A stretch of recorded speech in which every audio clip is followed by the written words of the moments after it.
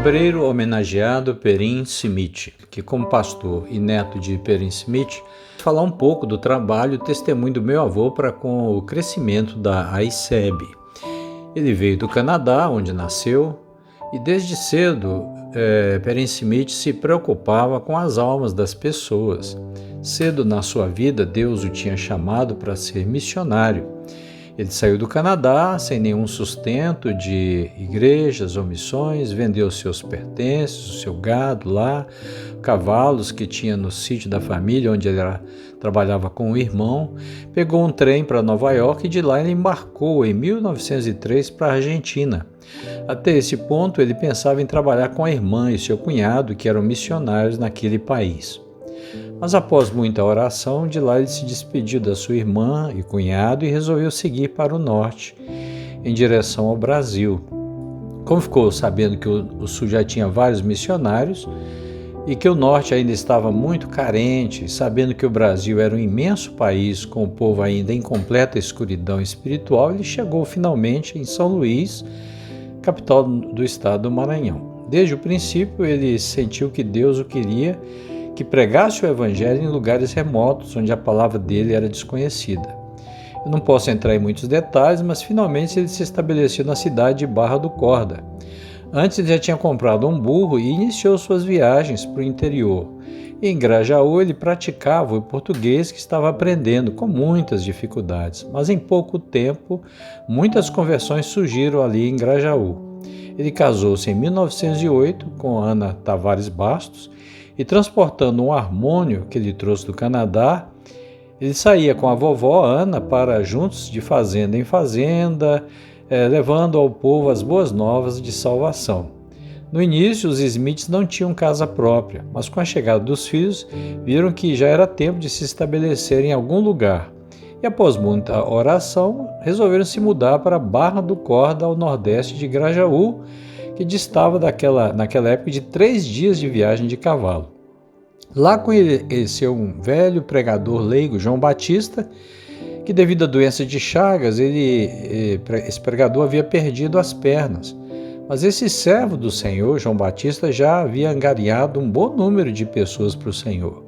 Como ele não podia mais se locomover pelas ruas, ele orava a Deus para que o Senhor enviasse alguém a fim de tomar o seu lugar na direção do trabalho evangélico.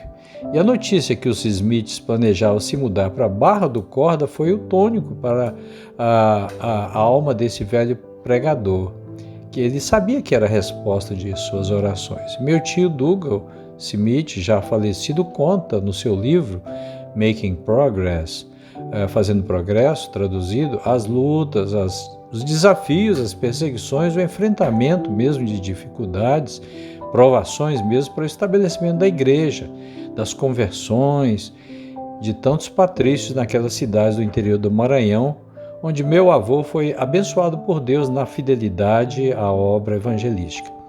Eu conheci o pastor Abidoral Fernandes da Silva quando fui a São Luís, na igreja onde ele era pastor, e meu tio Amélio me introduziu a ele. Eu fiquei maravilhado com o testemunho dele e como ele pôde dizer do trabalho evangelístico e das convenções que meu avô iniciou naqueles períodos a partir de 1920, como vários missionários que vieram da Inglaterra, da Austrália, e da América do Norte, puderam ser beneficiados com as orientações e o apoio desse servo, Perin Simiti. Ele me confirmou que o trabalho da AICEB começou com o ministério de João Batista Pinheiro, lá em Barra do Corda, seguido da chegada do primeiro missionário independente, que foi o meu avô, Perin Simiti, e daí em diante das missões que nos deram origem como Igreja Cristã Evangélica. Esses missionários independentes, como o meu avô, expuseram suas vidas em obediência ao ID de Jesus, metendo-se nas matas, rios, caminhos quase intransitáveis pelo norte do Brasil para alcançar vidas preciosas para Deus. Bem, sintetizando, meu avô empreendeu uma obra de evangelização por todo o sul do Maranhão, abrangendo as regiões da Serra da Cinta, Serra Negra, até Imperatriz, à margem do rio Tocantins, incluindo também a região do Alto Mearim. O pastor Abdoral tinha nos dito que em 1911 o meu avô realizou mais de 30 batismos na cidade de Barra do Corda. E em 1914 comprou uma propriedade. Ele construiu uma casa modesta, cultivava a terra, criava algumas cabeças de gado, mas para se manter às custas do próprio trabalho. E ele viajava num raio, sempre a cavalo, a burro, num raio de aproximadamente 700 quilômetros por várias cidades, em mais de 30 localidades no estado do Maranhão.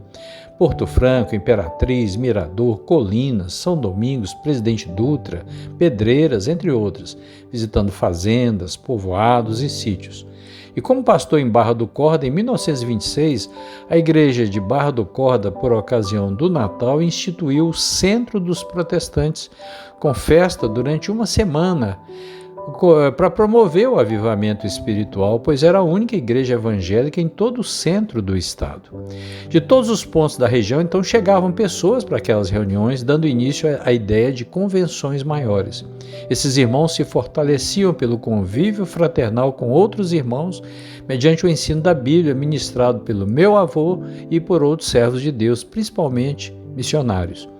Em 1928, vários missionários vieram da Inglaterra, dos Estados Unidos, para trabalhar entre os índios, na missão inglesa, o FM, e vieram receber orientações de meu avô em Barra do Corda. Seria esta a minha palavra aos irmãos da ICEB, o quanto sou grato a Deus pela vida exemplar e o legado deixado a mim por este servo do Senhor. A Deus toda a honra e toda a glória. Louvamos a Deus pela vida da ICEB e o privilégio que já tive de participar ao vivo de uma das suas conferências em São Luís.